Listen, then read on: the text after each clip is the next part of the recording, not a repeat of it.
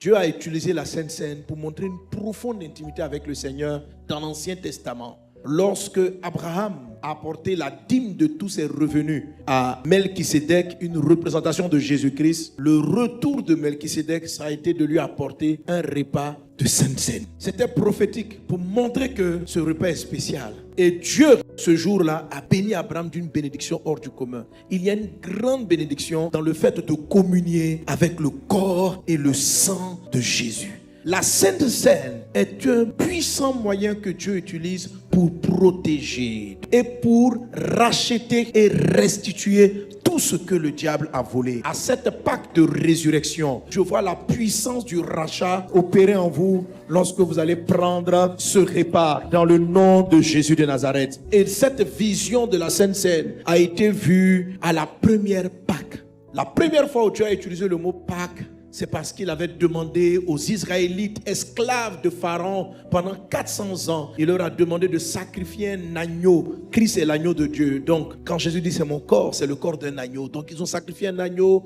ils ont pris le sang de l'agneau, ils ont mis sur le linteau des portes et ils devaient manger la chair de l'agneau. La Bible dit que le destructeur, lorsqu'il arrivait pour frapper les premiers-nés des Égyptiens, quand il voyait le sang sur les portes, il passait outre. Il passait outre. Qui que tu étais à cette période, il suffisait que tu te mettes à l'abri derrière le sang pour que les forces ennemies ne puissent pas t'atteindre. Aujourd'hui, je veux que tu prennes ce sang par rapport à tout ce que l'ennemi prévoit faire contre ta vie et que tu sois caché derrière le sang de Jésus.